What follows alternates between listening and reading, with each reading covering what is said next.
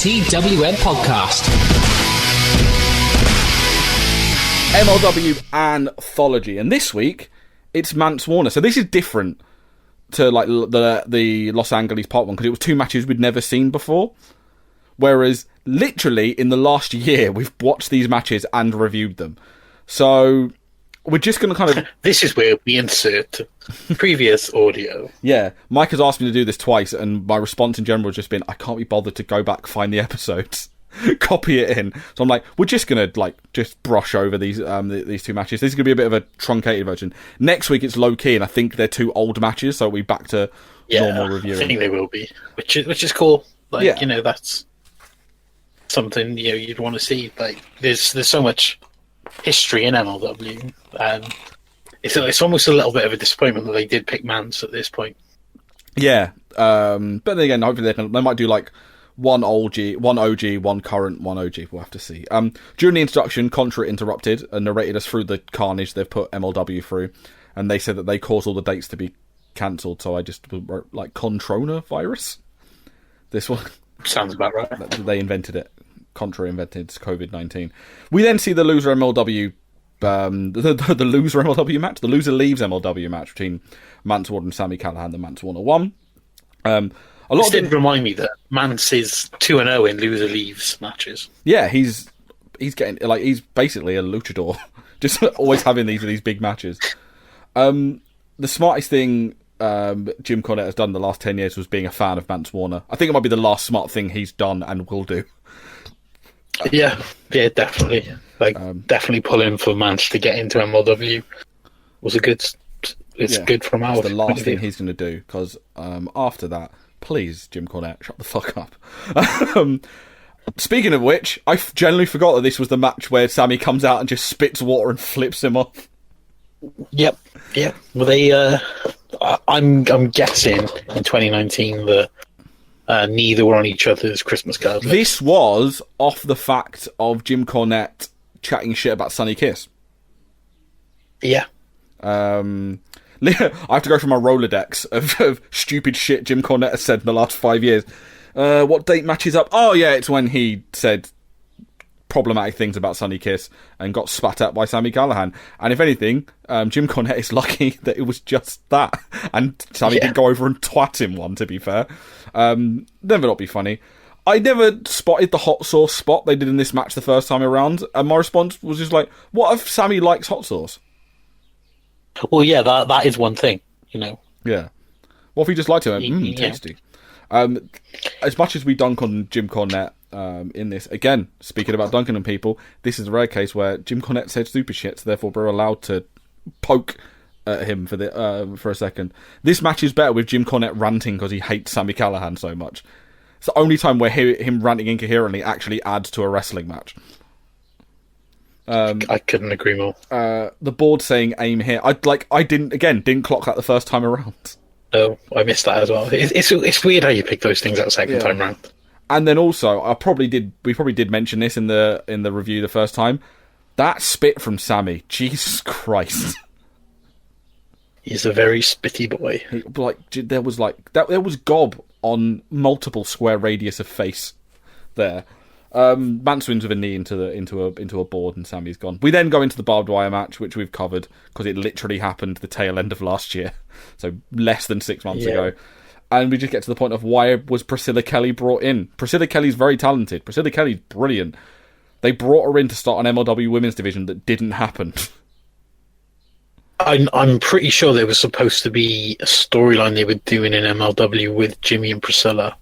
Yeah, because that was original team, wasn't it? It was Darby and Jimmy with Priscilla as their manager. Yeah. But they brought her in as for the MLW women's division against Zayda, and it lasted one show, and then just put her with Jimmy. I did pop at Havoc saying when he ripped off Mance's jumper, and then went, "It's pretty cold in here, to be fair," and then stapled it on his back. This is a barbed wire match. It was as good as you expect. Mance Warner's promo was terrifying with all that blood. I forgot how fucking creepy that promo was. We then get another quarantine roll call as we see our favourite sexy Mexican chefs the sexiest of chefs. The chefiest sexies.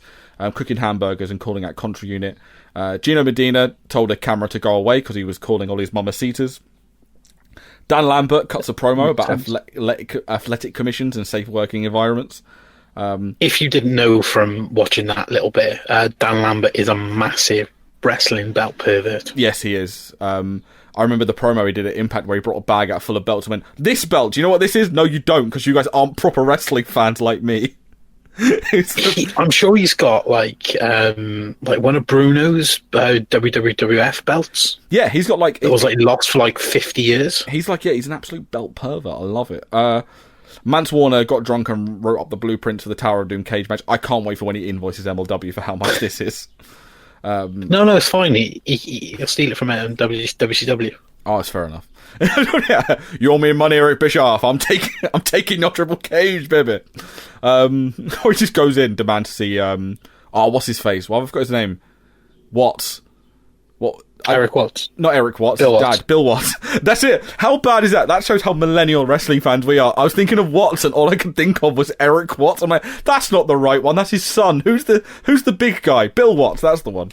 Myron Reed asks... Big Bill Watts. He's asking who is joining Injustice because he doesn't kiss and tell. So what I took from that is you have to kiss Myron Reed to join... Is that why Reese isn't the official member of Injustice? Because he's not kissed Myron Reed? I'd kiss him. I would. Myron Reed, if you're out there, I would kiss you. Don't clip that. Well, he's definitely out there. Dynasty caught up on FaceTime and Holiday just mentions that he bought a whole beach. And then... His mustache is terrible. It is, but then again, you've not seen my beard. It's awful. So I can't wait for my... Oh, you have. I took a picture, didn't I? Shit. He then reveals that he signed contract extensions with MLW, and Hammerstone goes, I know, it's on the internet. You know why? Because Hammerstone reads TWM. That's why he knew. Yep. Hammerstone reveals that he signed as well. The Von Erichs celebrated again, biggest heels in the company. Were they socially distancing? Were they? Fuck. There was about 20. They're on Hawaii, so the island social distancing.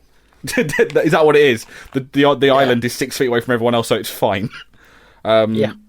And then Tom Lawler is offended that he shares the same birthday as Kevin Von Erich. In very true filthy style. And then the highlight of Dom Guarini just won't leave him alone. Keeps FaceTime. He's like, "What do you want?" And then Dom Guarini's just on the other end, just smiling at him. He's also one of those people that really annoys me who uses Apple products and has his devices linked up to the point that if somebody rings your phone, you can answer it on FaceTime on your Mac. Just don't be that sort of person. Oh, I'm not going to tell you that I got my phone linked up to I download the Windows thing. Anyway, King Mo's bad-mouthing Loki, and then we still see Aria Blake and Conor Robert Parker awkwardly flirting, and she called him daddy, and I feel ill. Jordan Oliver, in what clearly is his parents' cul-de-sac, just before his mum's called him for dinner, says Injustice is 500 million deep and have men in every city and state. How many people are in America? I'm pretty sure that it's less than 500 million. It's 300, I believe. So literally, there's... Well, then but he did say in every city, in every state, in every country. Oh, okay. So does that mean that is Reese the South Wales... Oh, no, he's in Birmingham now, so you have to switch with Birmingham, so... You're the South Wales representative in I've had to take the South Wales practice over... I'm Essex, and he's Midlands now. Dan Lambert says he's had low-key banned from wrestling, and then the Parks just tell culture they're coming from. It was an okay episode, but it's one of those ones where we've seen it, so therefore it's not really as interesting as it should be. Next week, with Loki, I'm hoping to see some 2002, 2003 stuff when he was managed by Gary Hart. Lots of him stomping people in the dick.